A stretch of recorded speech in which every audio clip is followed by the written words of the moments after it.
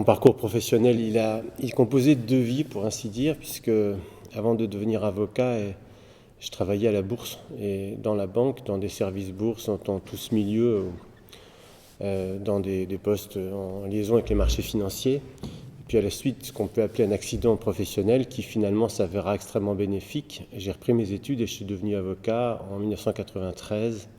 À l'âge de 34 ans, j'ai prêté serment le 27 janvier 1993 à la Cour d'appel de Rouen. Et c'est vrai que cette nouvelle vie professionnelle depuis 27 ans a tendance à occulter complètement l'ancienne, à tel point que je ne me souviens même plus de la date de ma sortie de la banque, si je puis dire. Mon parcours professionnel depuis, ça a surtout été la découverte du droit pénal à travers des permanences pénales et surtout à travers un dossier particulier, mais j'aurai peut-être l'occasion d'en reparler. Et c'est à partir de ce moment-là, 1994-1995, que je me suis totalement investi dans le droit pénal et toutes ces autres composantes qui sont importantes aussi, qui sont l'application des peines et le droit pénitentiaire. Et depuis, je ne vis plus qu'à travers ça, enfin sur le plan professionnel bien sûr. Alors d'abord, c'est pas moi qui choisis mes affaires, c'est les gens qui me choisissent, qui me saisissent, si on peut dire. Si vous voulez, le droit pénal, ça a été, c'est devenu une sorte d'évidence, justement à travers les permanences pénales que j'effectuais à répétition dans mes premières années de barreau. Donc ça m'a donné l'habitude de travailler des dossiers de comparution immédiate en quelques minutes, d'aller les plaider en essayant d'amener des biscuits au tribunal, ce qui n'est pas forcément évident, pour qu'il puisse juger en fonction des arguments que je lui ai proposés, j'insiste là-dessus. Et puis si vous voulez, au fur et à mesure, je veux dire, je pense qu'il ne faut pas, à partir du moment où, étant avocat, on choisit une dominante, une spécialité, on se rend compte qu'on ne peut pas tout embrasser. Il y a des domaines du droit que je ne pourrais pas traiter parce que je ne suis pas bon, parce que je n'ai pas la formation.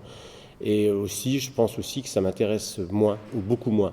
Et donc, c'est vrai que la matière pénale et toutes ses extensions, véritablement, depuis, à partir de 1993 en matière pénale, puis lorsque, avec la loi du 15 juin 2000, l'application des peines a été judiciarisée, je me suis engouffré dans ce domaine-là.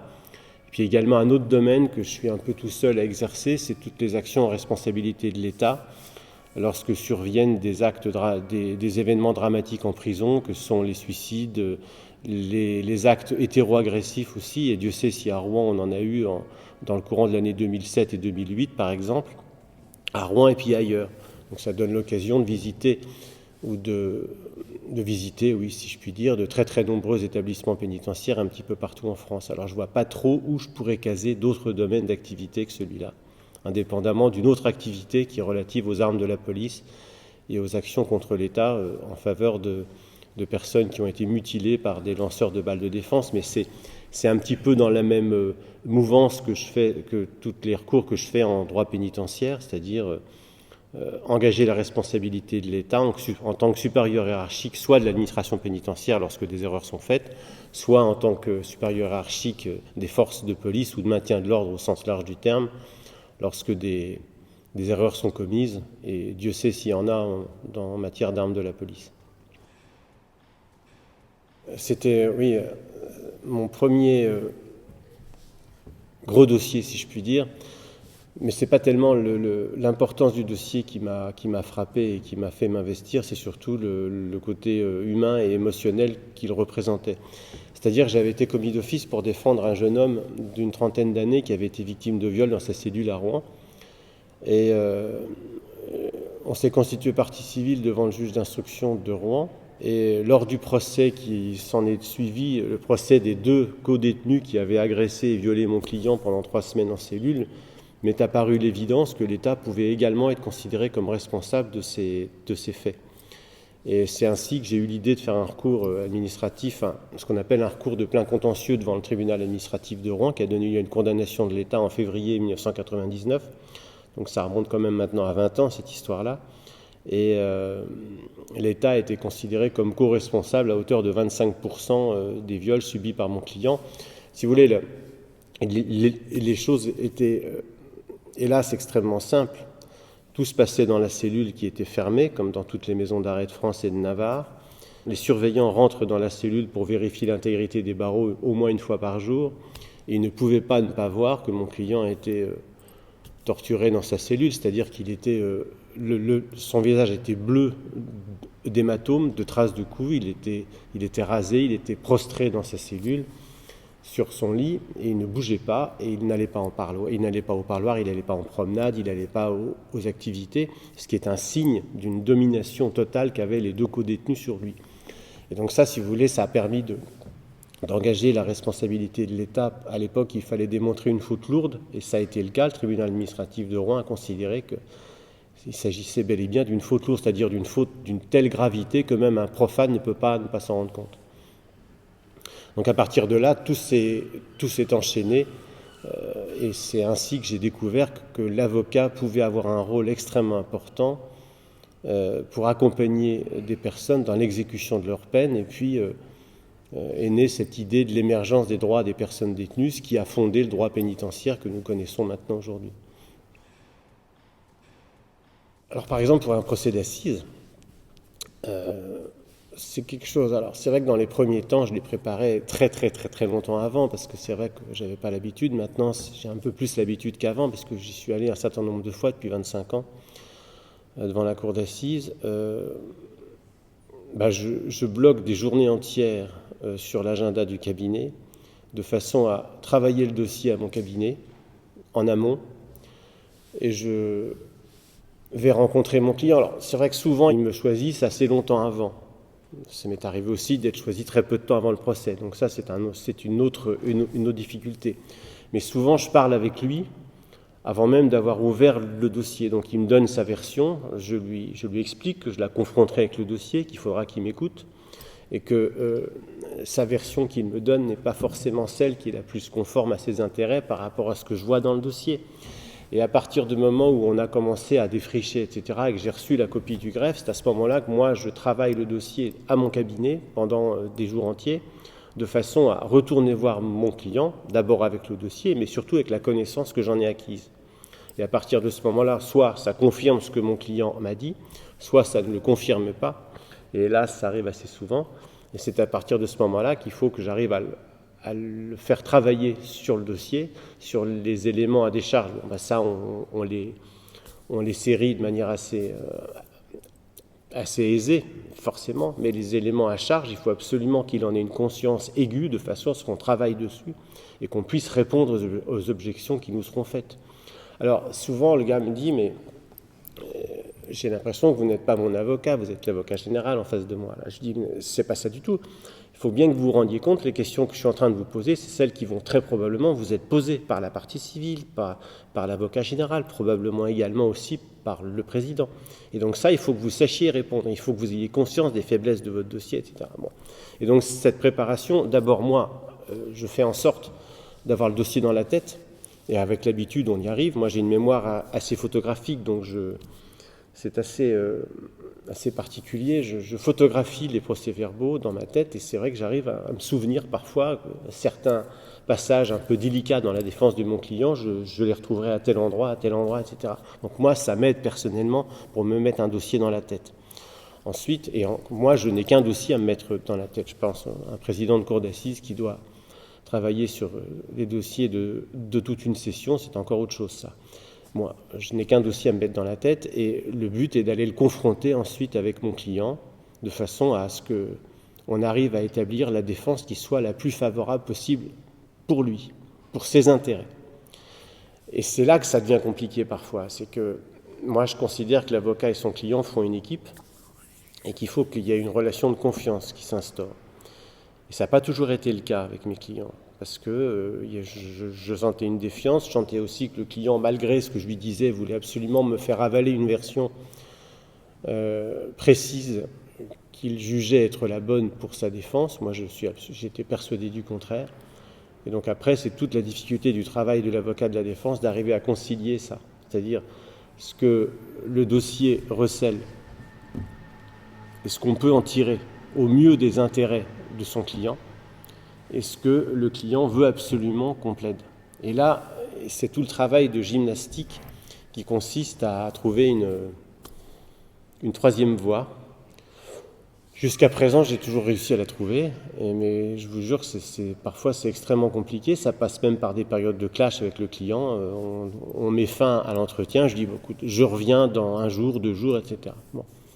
Mais c'est vrai que dans un monde idéal, la relation de confiance est parfaite avec le client. Il est réactif. Il voit très très bien où l'avocat veut en venir, et là il vous suit, etc. Mais ça, ce genre de monde idéal, ça n'arrive quasiment jamais.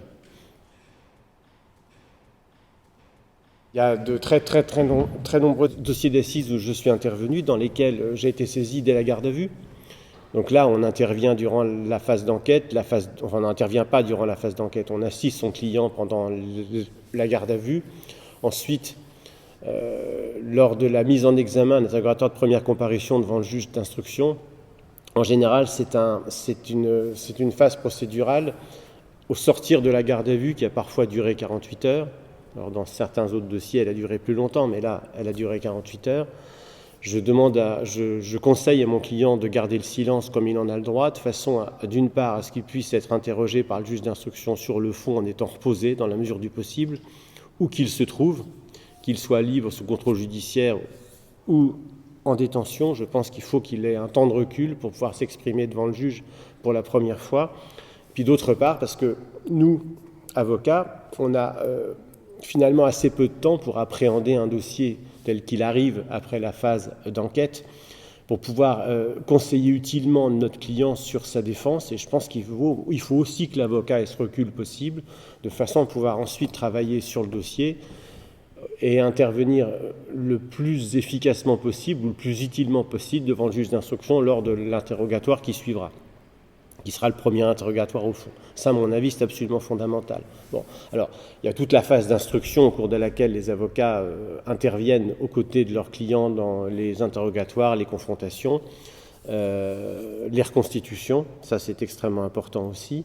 Et ça se prépare à chaque fois. Là, par exemple, lundi matin, j'irai à la maison d'arrêt voir une cliente pour laquelle une reconstitution dans son dossier est prévue dans les jours qui suivront, puis un interrogatoire au fond dans les 15 jours qui suivront aussi. Donc là, il va falloir peaufiner la préparation de la défense de notre client, déjà prévoir un petit peu comment va se passer la reconstitution, donc reprendre tous les procès-verbaux sur le déroulement des faits à proprement parler, etc., etc.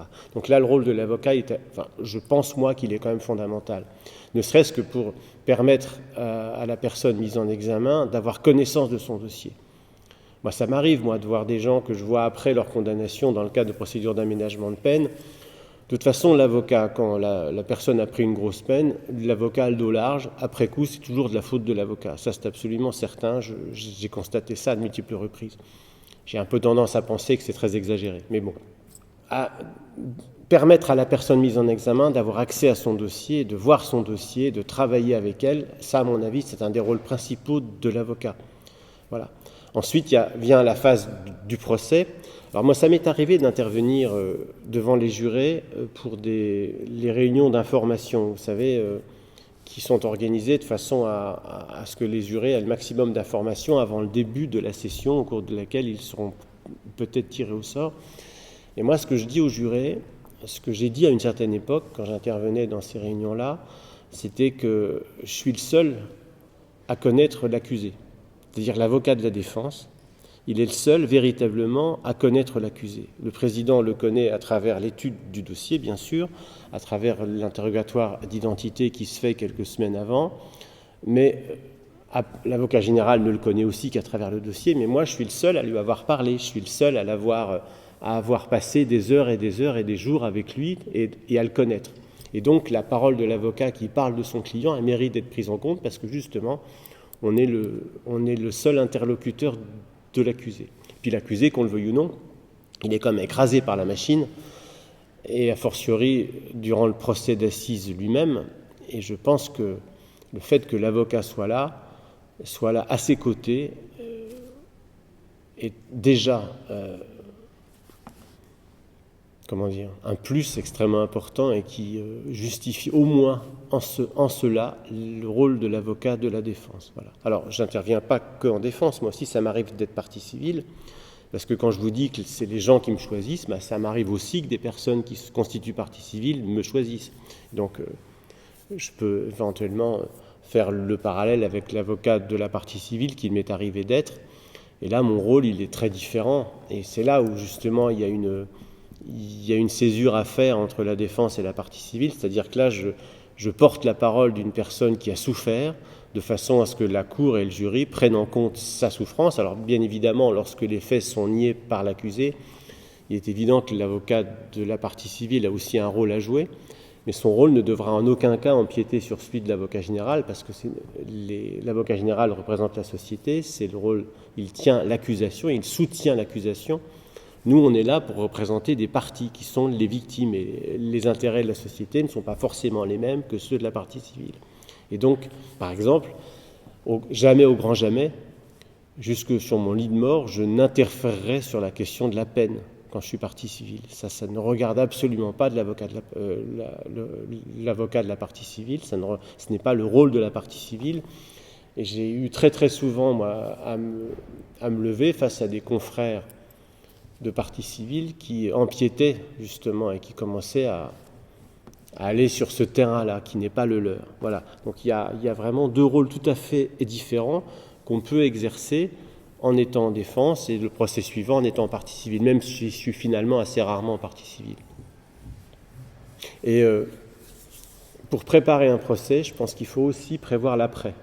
C'est-à-dire que quand je prépare le dossier avec mon client, lorsque la condamnation est inévitable, parce que par exemple, comme ça arrive extrêmement souvent, fort heureusement, les faits sont reconnus, la question de la peine se posera, et surtout la question de l'après, et de l'aménagement de la peine. Et je pense que ce qui est important, c'est, dès le moment où on prépare le dossier, de faire des projections en termes de peine, de peine éventuelle, pour le dire, ça se passera ça, là, à partir de tel moment, vous serez arrivé à mi-peine, à tel moment il faudra commencer à préparer, etc., de façon à dédramatiser aussi un tout petit peu le verdict qui a de fortes chances d'être prononcé au bout de 2 jours ou 3 jours. Et de la même manière, par exemple, très très souvent, je vois des gens qui, après leur condamnation, se rendent compte qu'ils ont une sûreté de plein droit, ce qu'ils appellent une sûreté administrative. Alors ça, c'est un point qui paraît un petit peu technique, mais qui est important. Personne ne leur a jamais dit que, compte tenu de l'infraction pour laquelle ils allaient être condamnés, ils risquaient d'avoir une sûreté dès le moment où la peine était égale ou supérieure à 10 ans. Et ça, c'est un grief que très souvent les personnes condamnées ont vis-à-vis de leur avocat, qui jamais ne leur a parlé de ça. Et ça, quand je fais des formations, moi, pour les avocats, je leur dis, de grâce, je vous en supplie, dites à votre client que, compte tenu de cette infraction-là, par exemple un meurtre aggravé, vous avez une sûreté de la moitié dès le moment où vous prenez 10 ans. On a un cas extrêmement célèbre d'une personne qui a obtenu 2 grâces à la suite.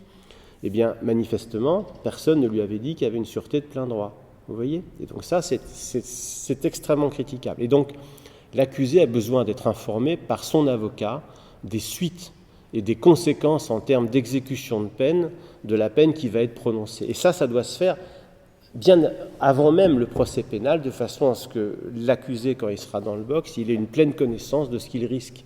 Vous voyez ? Moi, j'ai une conception un peu large du rôle de l'avocat pénaliste qui va de la garde à vue à la sortie de prison. Et donc, aller jusqu'au procès pénal, pour un avocat pénaliste, c'est l'évidence. C'est le fondement de son métier. Mais comme je vous l'ai indiqué tout à l'heure, depuis la loi du 15 juin 2000, et puis on a un rôle maintenant en termes d'application des peines. Et moi, il n'y a pas de bonheur plus grand que de faire sortir, que d'accompagner un de mes clients devant le juge d'application des peines, de façon à le faire sortir de prison après qu'il ait été condamné, soit par un tribunal correctionnel, mais a fortiori devant une cour d'assises, compte tenu des peines qui ne sont pas du tout les mêmes. Et ça m'est arrivé très très souvent. Et je crois que le rôle de l'avocat, il va très très au-delà du procès pénal. Il va jusqu'à ce que la personne sorte de prison dans le cadre d'un aménagement de peine, dans le cadre d'une suspension de peine pour raison médicale s'il est malade et que son état de santé devient incompatible avec la détention ou que son pronostic vital est engagé.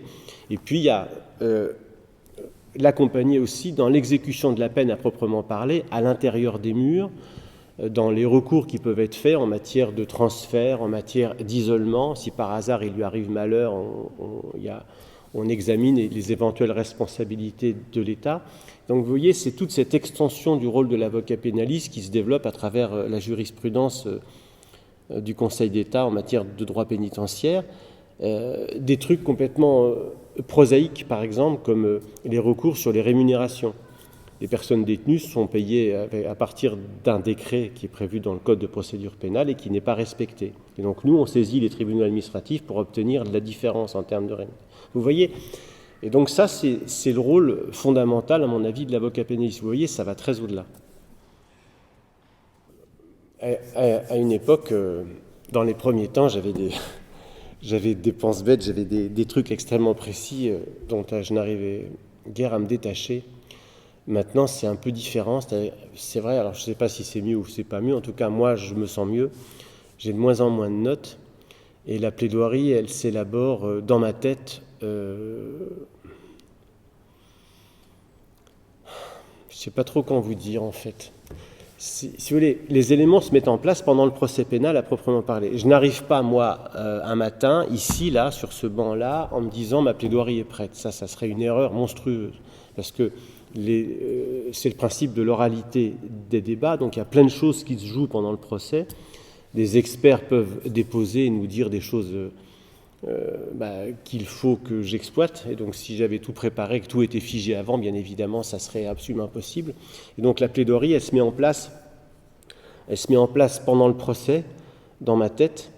Et comme c'est vrai que ça, c'est un défaut que j'ai, je procrastine pas mal. Et donc, c'est vrai que très, très souvent, je fais un petit plan de plaidoirie le matin en me levant très tôt, quand je sais que je plaide le matin, ou entre midi et 2, quand je plaide l'après-midi. Alors, ça paraît un petit peu bizarre, un peu léger, mais en fait, non. Le plan, il est juste là pour que je synthétise tout ce que j'ai dans la tête et qui s'est déposé dans ma tête pendant les 2 jours ou 3 jours de l'audience. Alors, bien évidemment, je m'aide des notes que j'ai pu prendre pendant l'audience, qui ne sont pas forcément énormes, il n'y en a pas forcément un grand nombre, et puis des procès-verbaux qui m'apparaissent importants, et que je prépare méticuleux. Enfin là, par contre, je les prépare pour les prendre un, par ordre chronologique, donc en fonction de la pensée, au fur et à mesure de la plaidoirie. Et j'arrive plus, moi, à plaider là, et je plaide devant, parce que je pense que les jurés et la cour aussi, il faut leur parler directement.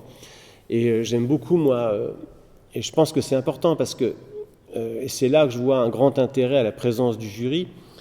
Mais je pense que les magistrats professionnels que j'ai devant moi, ils n'échappent pas à ça. On a tous une vie personnelle, avec moi, j'aime beaucoup prendre des anecdotes qui permettent d'imager mon propos, de le rendre concret pour les personnes que j'ai devant moi. Je ne sais pas comment vous dire. Je fais souvent, par exemple, je pense que il y a quelque chose qui est très important à dire, c'est que l'immense majorité des personnes que je défends, qui passent dans le box qui est derrière moi, sont des personnes qui ont une vie extrêmement carencée. C'est quasiment systématique. Alors je ne vais pas dire que ça excuse, mais ça permet de comprendre aussi un cheminement, un certain passage à l'acte. Et donc on fait appel à des notions qui sont celles de la manière dont vous avez été éduqué, la manière dont votre esprit, dont vous avez été accompagné ou pas pendant votre enfance, etc. Donc des choses qui nous ramènent à notre vie à chacun. Et je pense que voilà. Et puis aussi faire prendre conscience aussi aux jurés parfois de l'immensité de la peine qui vient d'être requise, histoire qu'on fasse une échelle par rapport à sa propre vie, par exemple. Vous voyez, 30 ans, qu'est-ce qu'on sera dans 30 ans ? Je veux dire, c'est quelque chose qui ne peut pas ne pas frapper les gens. Voilà. Et donc tout ça, c'est fait d'expérience personnelle, la synthèse du dossier, la synthèse des débats, et ce moment de la plaidoirie où on se libère, moi c'est un moment que j'adore par-dessus tout, parce que vous vous levez avec cette espèce de mélange d'excitation et d'angoisse, et ce besoin d'aller parler aux gens. Voilà, quand je m'adresse à une cour et à un jury, je vais leur parler plutôt que de leur plaider quelque chose, vous voyez. Il faut que les choses elles soient dites de la manière la plus simple possible.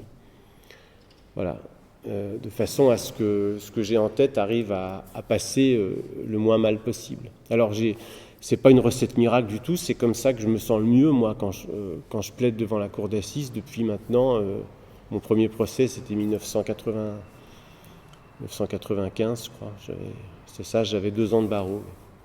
J'en garde d'ailleurs un très très mauvais souvenir. J'ai eu la chance pendant 3 ans de suite, en 2005 à 2007, d'avoir des auditeurs de justice en stage au cabinet. Ça a l'air de rien, mais ça m'a permis de démythifier la profession et d'avoir des rapports beaucoup plus interactifs avec les magistrats que je côtoie. Parfois non, mais très fréquemment oui, en particulier les magistrats chargés de l'application des peines.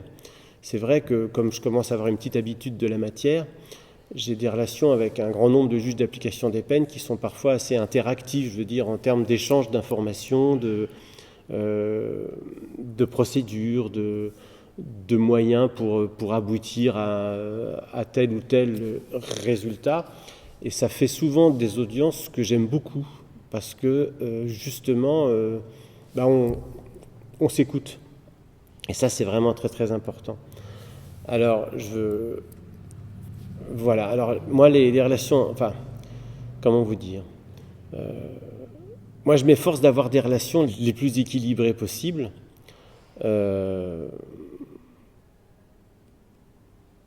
Et je veux dire, moi je n'oublie pas le fait qu'on a fait les mêmes études et qu'on est formé exactement aux mêmes sources et que même si on est chacun un rôle différent, je pense qu'on est là surtout pour aboutir à un équilibre, beaucoup plus qu'à un affrontement. Moi je ne crois pas du tout aux affrontements, vouloir absolument s'imaginer qu'on aboutira à un résultat favorable pour son client parce qu'on va se mettre à hurler, faire une défense de rupture. Moi personnellement, alors peut-être qu'il y en a qui réussisseraient très bien là-dedans, moi personnellement je n'ai jamais voulu faire ça. Je pense que je ne suis pas fait pour ça d'ailleurs parce que ce n'est pas dans mon caractère.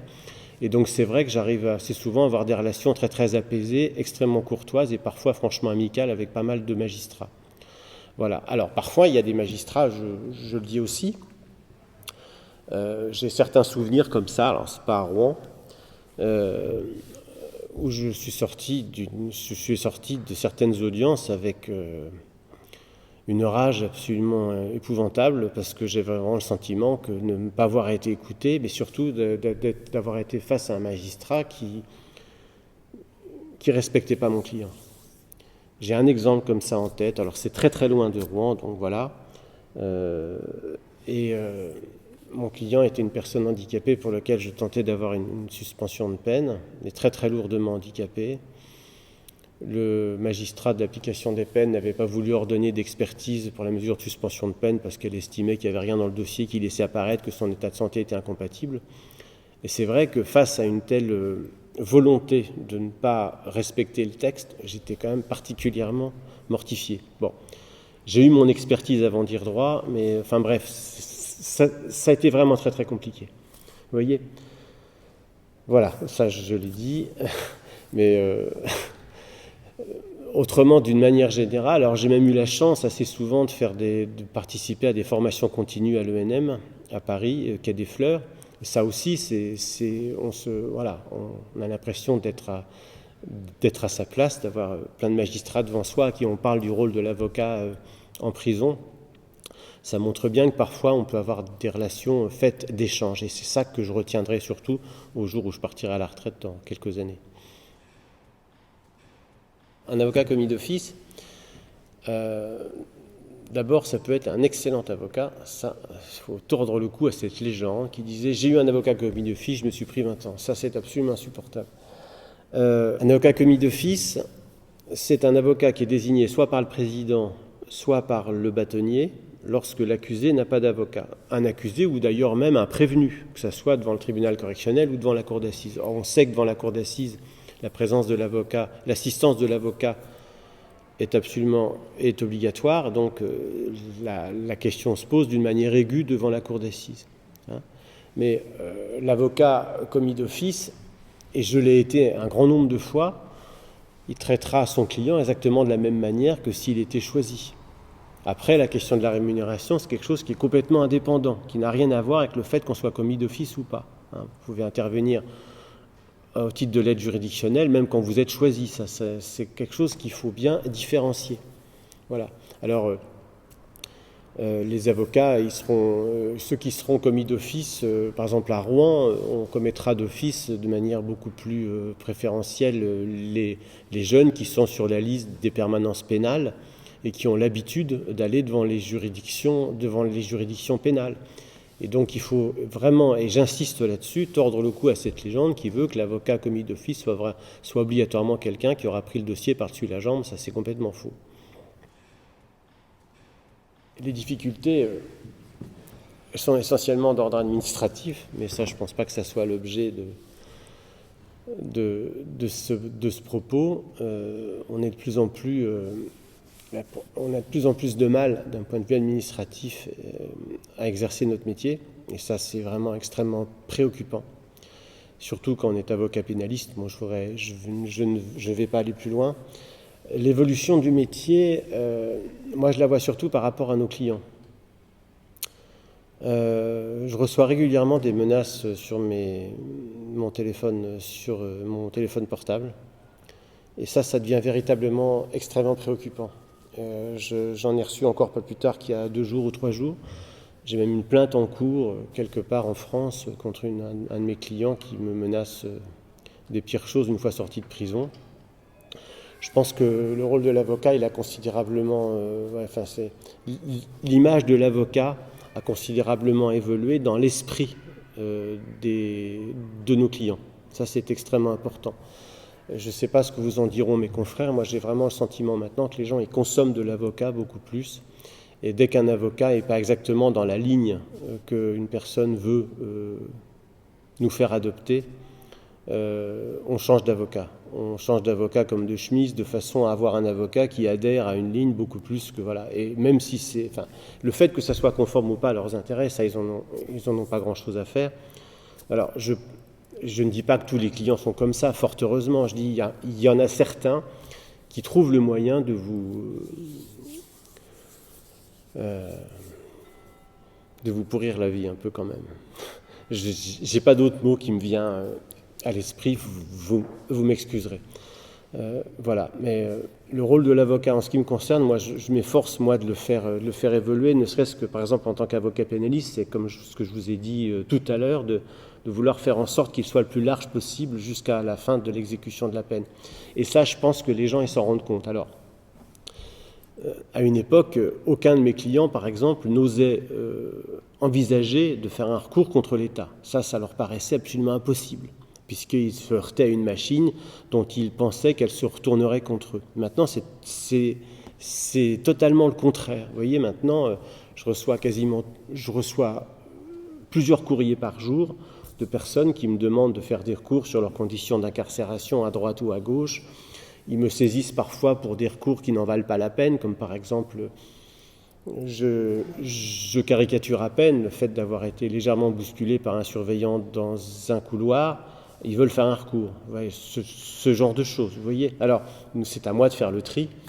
Et parfois, en faisant le tri, je m'attire des inimitiés parce qu'ils me soupçonnent d'être à la solde de l'administration pénitentiaire et de ne pas vouloir faire tel recours, vous voyez.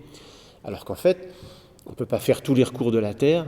La jurisprudence encore est relativement limitée et donc on est encore au milieu du gué. Donc ça, c'est une énorme évolution en ce sens que les personnes maintenant ont pris conscience que leurs droits en détention existaient, qu'il y avait des procédures pour les faire progresser. Et ça, c'est l'évolution majeure que j'ai notée. Alors on est quelques-uns à être à l'origine de ces recours. On est quelques-uns en France à être à l'origine de ces recours. Donc c'est un peu une machine qui s'est mise en route et qui a tendance un tout petit peu à nous écraser maintenant.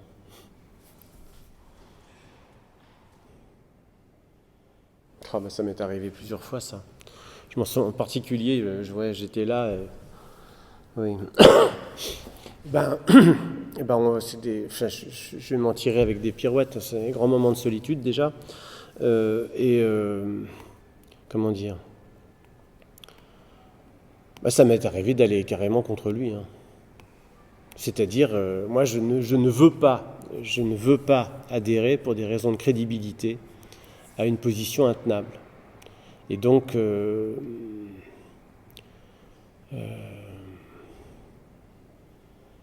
pendant l'instruction du procès lui-même, ça me conduit à être le plus taisant possible, parce que comment dire, je sais très bien que si je commence à poser des questions qui sont conformes à sa stratégie, ça ne fera que l'enfoncer. Du coup, je préfère me taire. Ça m'est arrivé une fois, je me souviens, mon client était là, on s'est pris 20 ans, 2 tiers de sûreté pour des viols aggravés, donc c'est juste pour vous dire qu'on ne pouvait pas prendre plus. Mon client insultait son fils qui était partie civile de l'autre côté, moi je me tais. Qu'est-ce que vous voulez faire? Je veux dire, il me l'a reproché d'ailleurs, il m'a reproché de ne pas l'avoir défendu. Je dis, mais monsieur, de toute façon, votre position était intenable. J'allais pas encore l'aggraver en posant des questions conformes à celles que vous souhaitiez que je pose. Vous voyez, moi j'ai une habitude aux assises, je ne pose pas de questions dont je ne connaisse pas par avance la réponse. Ça vous arrive une fois dans votre vie d'avocat, ça ne vous arrive pas deux. Et donc à partir de ce moment-là, je préfère rester, c'est terrible, c'est peut-être lâche, mais je préfère rester en retrait. Et après, je fais mon affaire de cette troisième voie que j'essaie de trouver dans la plaidoirie. Vous voyez? Et donc on commence par exposer la stratégie de son client. Et après, c'est là qu'on fait de toute façon un subsidiaire en disant maintenant admettons que, etc. Et puis c'est là que je pars sur ce que j'ai envie de plaider moi. Vous voyez? Voilà. Ça s'est pas trop mal passé. De toute façon, il a pris 20 ans de tiers. Il m'en a tenu pour responsable. Et qu'est-ce que vous voulez? On a le dos large et voilà. Donc c'est la manière que j'ai cet exemple-là en tête d'arriver à me tirer de ce mauvais pas. Mais c'est vrai que c'est là qu'on voit que ce qui est important, c'est tout le travail en amont, quoi. Je me souviens une fois, on en avait un, oui, c'était l'autre président de la cour d'assises, c'était des viols aggravés aussi. Oui, là aussi j'ai eu un moment de solitude énorme parce que mon client ne voulait pas admettre que la stratégie conforme à ses intérêts. Si vous voulez, l'évidence de sa culpabilité était dans le dossier. C'était évident. Et lui, il disait que non. Mais moi, monsieur, c'est pas possible. Bon, enfin bref. Mais c'est vrai que c'est des moments extrêmement délicats et moi, j'arrive à régler ce problème-là en étant le moins intervenant possible à l'audience. Et je règle le problème après en le plaidant à ma façon. Mais il n'y a pas de solution toute trouvée. Alors parfois, ce qui est extraordinaire, c'est quand les gars, les accusés, reconnaissent pendant l'audience. Ça m'est arrivé plusieurs fois. Alors là, c'est des moments extraordinaires parce que justement, là, enfin, tout colle. J'ai quelques exemples comme ça. Un exemple devant la cour d'assises des mineurs où mon client s'est effondré. J'ai demandé une suspension. Il m'a dit « je veux absolument reconnaître, c'est terrible ». Et il niait depuis le début de l'instruction. Cour d'assises des mineurs et finalement, il a eu raison parce qu'on a terminé avec une peine mixte assez légère. Le tout étant qu'ils reconnaissent au bon moment, parce que je préférais qu'ils reconnaissent avant la déposition de la partie civile.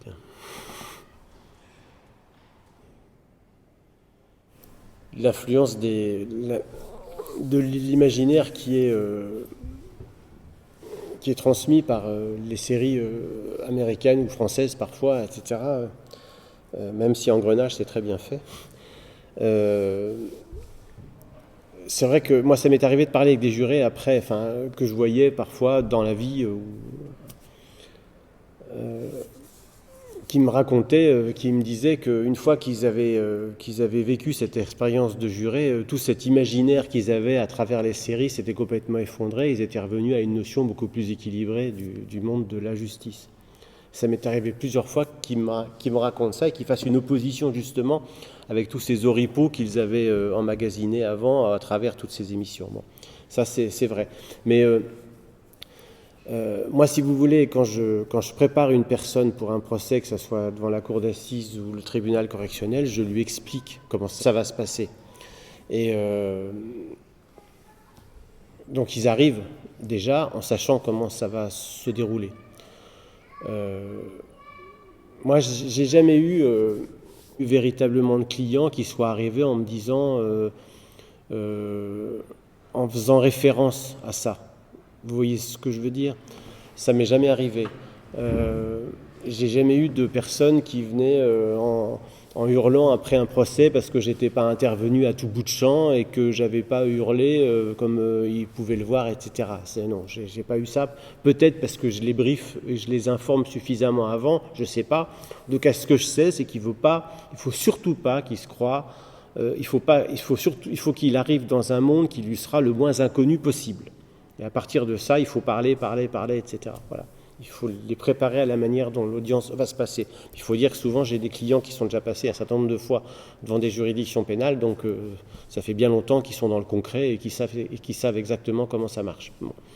Par contre, moi, ce qui me révulse, puisqu'on parle d'émissions, ce qui me révulse, moi, c'est toutes ces émissions. Et je me souviens, monsieur Delarue, qui est l'ancien contrôleur général des lieux de privation de liberté, qui à une époque me faisait l'amitié de Enfin, je l'ai rencontré un certain nombre de fois dans son bureau, c'était extrêmement agréable, c'est quelqu'un d'absolument extraordinaire, me racontait qu'il avait compté toutes les émissions, il en avait compté 13 sur toutes les chaînes, qui reprennent des émissions, des affaires criminelles, qui les dissèquent ou qui tentent de les disséquer, qui interviewent des magistrats parfois, des policiers à la retraite ou des policiers en activité et des avocats, de façon à retracer le déroulement d'une affaire criminelle de A à Z. Bon. Il y a fait entrer l'accusé, il y a crime, etc. Et moi, ça m'arrive très très souvent d'être contacté par des journalistes de ce genre qui préparent des sujets sur telle et telle affaire, qui me demandent si je serais prêt à parler. Et moi, je refuse systématiquement de parler. Et ils me demandent pourquoi. Je dis parce que ce genre d'émission, c'est extrêmement nocif. D'abord parce que je ne suis pas du tout certain que les victimes elles-mêmes, ça leur plaise de voir l'affaire revenir comme ça sur le dessus du panier, mais également par rapport aux personnes, et ça personne n'y pense jamais, et les personnes qui ont été condamnées dans les affaires et qui sont détenues, comme bien évidemment à la télé, les personnes incarcérées, elles regardent ça en priorité, mais le lendemain, forcément, quand un tel est dans la même prison, etc., et qu'il a eu son émission la veille, on peut être certain qu'il subira des représailles. Soit par rapport à son affaire dont on aura reparlé, soit par rapport au fait, j'ai un client qui avait la chance, je ne sais pas si c'est une chance, mais qui était relativement riche et qui se trouvait en prison dans le sud-ouest. Bon. Il avait son émission faite entrer l'accusé régulièrement. Et à chaque fois, le lendemain, il faisait l'objet de tentatives de racket.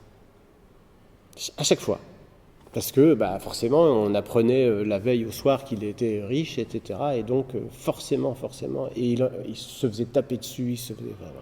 Et donc, personne ne pense aux conséquences extrêmement défavorables pour les personnes détenues de ce genre d'émission. Et puis aussi le fait de faire rejaillir cette émission et de raviver dans l'esprit du public l'horreur des crimes qui ont été faits à l'origine, et je pense que ça réduit à néant les chances de réinsertion de ces gens-là. C'est-à-dire que d'une année à l'autre, en même temps que leur peine s'écoule, leur affaire reste connue du grand public, et donc leur réinsertion et le fait qu'ils puissent un jour ou l'autre revenir dans le monde qui est le nôtre et reprendre leur place dans la société sera encore plus difficile. Moi, j'ai l'exemple d'un de mes clients qui a eu son émission. Il avait un travail dans le cadre de sa libération conditionnelle après 20 et quelques années de prison dans un département normand. Eh bien, il a été obligé de quitter son emploi parce que des personnes avaient fait pression sur son employeur après avoir vu l'émission. Donc ça, c'est catastrophique, ça. Donc il s'est reconverti, il a fait autre chose. Mais imaginez qu'il n'ait pas retrouvé de travail et que ça a été compliqué, c'est toute sa réinsertion qui se cassait la figure. Et ça, véritablement, personne n'y pense, vous voyez. Voilà,